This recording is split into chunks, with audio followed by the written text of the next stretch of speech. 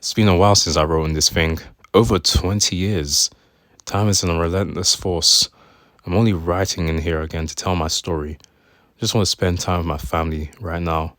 But I know people will wonder why I was for so long. So here's the full story. I had a great life in Ithaca. Mia and my wife Holly were the king and queen of the land, making sure everything was working in order and effectively. Things got even better when we had our son, our little Henry. This side of a king's life is perfect, but a king also has a responsibility to protect his homeland. When the war against Troy was announced, I didn't want to fight in it, but it was my duty. So just a few days after Henry was born, me and 600 Ithaca men went to war. For 10 years we fought hard and long for our home. A lot happened during the war, but those stories have been told in full, so I'll just start near the end of it. I'd made a plan where we'd present the Trojans with a large wooden horse as a gift of peace. Once had my army hid waiting for the right time to strike. The Trojans in their ignorance accepted our gift and brought it into their city. When night fell, I gave my brothers in arms the battle plan and we attacked. Our ambush was successful. They weren't prepared, so we had the advantage. Strug led the charge, Tyson flanked the guards, Alex led us through the gates, etc.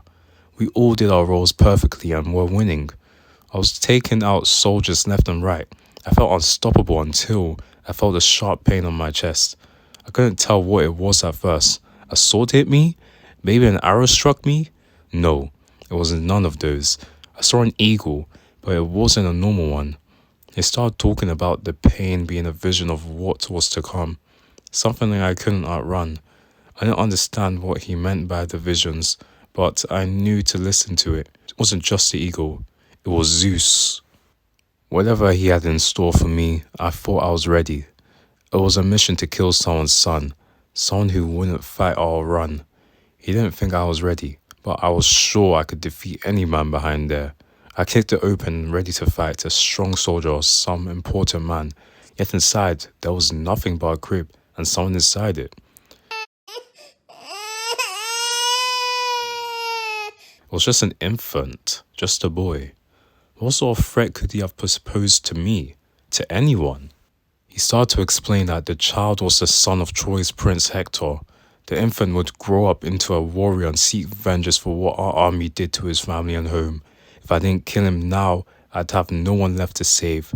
The lives of Folly and Henry were on the line. I tried begging with Zeus for any other way to avoid this fate.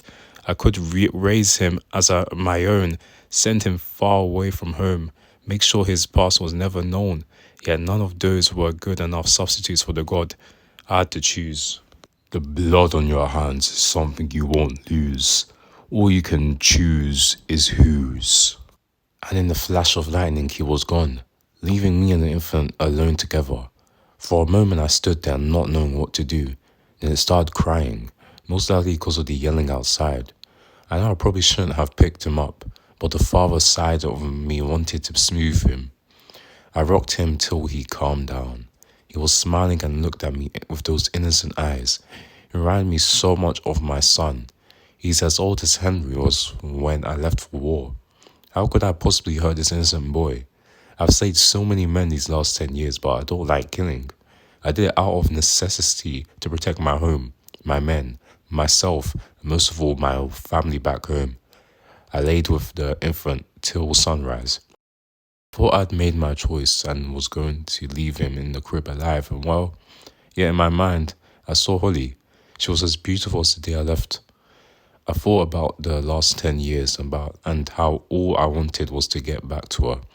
I promised to do anything to keep them safe. Anything. I knew what I had to do. I wrapped the baby up in a blanket. His little hands reached out for me, but I didn't reciprocate. I grew more attached than I should have in the first place. My sword should have been the thing I used on him, but my hands shook and my mind refused to let me deliver the blow. I didn't know what to do till I saw the rising sunshine in the room's balcony. I couldn't bring myself to look at the little one as I approached the edge. Even 10 years later, I still think about that day, thinking if I chose right, whether my reason was to blame. Makes you wonder when a comet becomes a meteor, when a candle becomes a blaze, when a ripple becomes a riffle wave, and when a man becomes a monster. I can't change what I've done.